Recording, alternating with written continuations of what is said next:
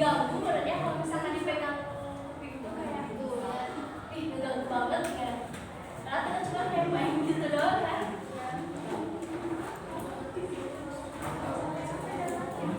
Saya punya satu video buat kita yang kalian karena itu aku sudah gak bisa ya.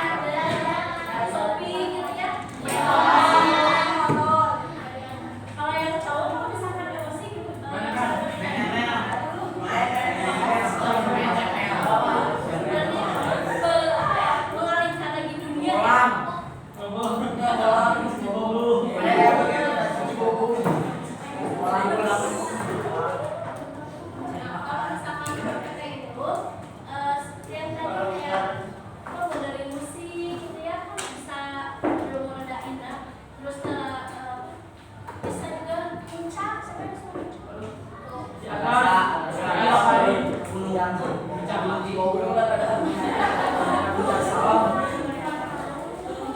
juga ada yang suka mobil, jalan-jalan, atau melakukan hal yang suka kayak berenang, memasak, gitu kan? Suka memasak? Suka memasak gak? Suka.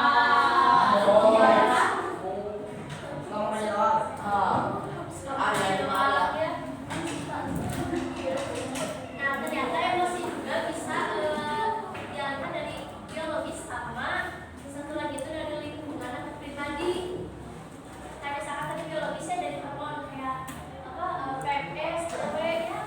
Terus juga ada kesehatan fisik kayak lelah, lapar, terus juga kayak marah gitu ya.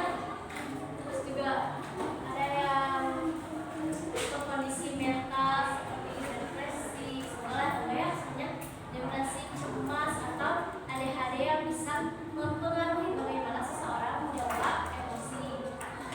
Lalu juga ada yang dari pengalaman pribadi, ada yang dari masa lalu. Kadang ada kejadian di masa lalu yang kayak kita 3 tahun lagi trauma gitu ya. Tapi trauma itu bisa bikin kita kayak ingat, tapi kita marah kalau ingat tuh. Itu takut ya. Ada kan?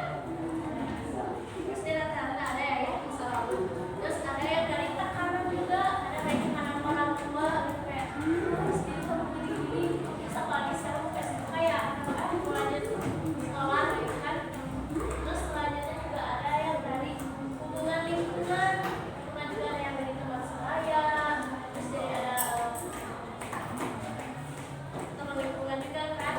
Terus juga ada dari perubahan kehidupan seperti kayak pindah rumah susah buat kita beradaptasi lagi ke tetangga, atau pindah sekolah susah beradaptasi lagi dengan teman sekolah. Terus juga ada dari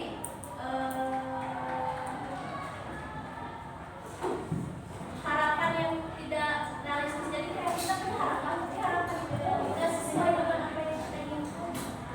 Kayak kita punya harapan tapi tidak sesuai dengan kenyataan. Terus kayak kita kayak maaf tapi kayak gak sesuai gitu loh. Nah kita punya harapan ini udah sesuai gitu kan.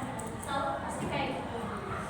Nah apa sih dampak dari emosi itu yang tidak stabil atau tidak dikelola dengan baik mempengaruhi berbagai aspek kehidupan seseorang.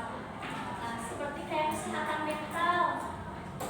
Dia emosi yang tidak terkendali bisa memicu masalah kesehatan.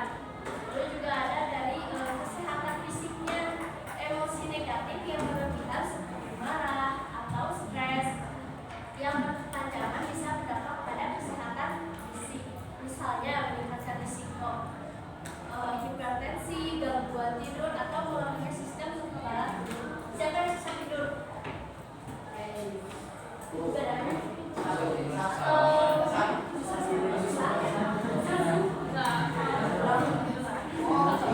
Siapa lagi?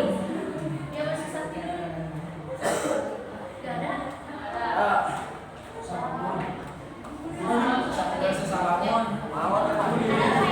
Kayak ada tugas belum selesai kan belum kenal gitu. Ada gak yang kayak ada jadi bukan kerjaan rumah dong gitu. Jadi PS gitu dan sekolah kayak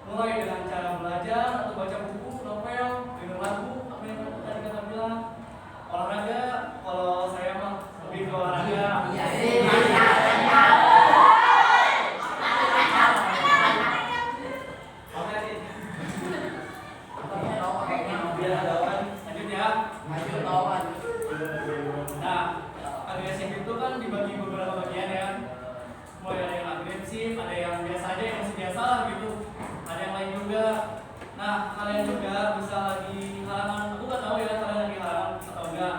Tapi sikapilah dengan yang baik lah, jangan langsung marah-marah, soalnya yang laki-laki itu nggak tahu bahwa dia tuh halangan gitu kan.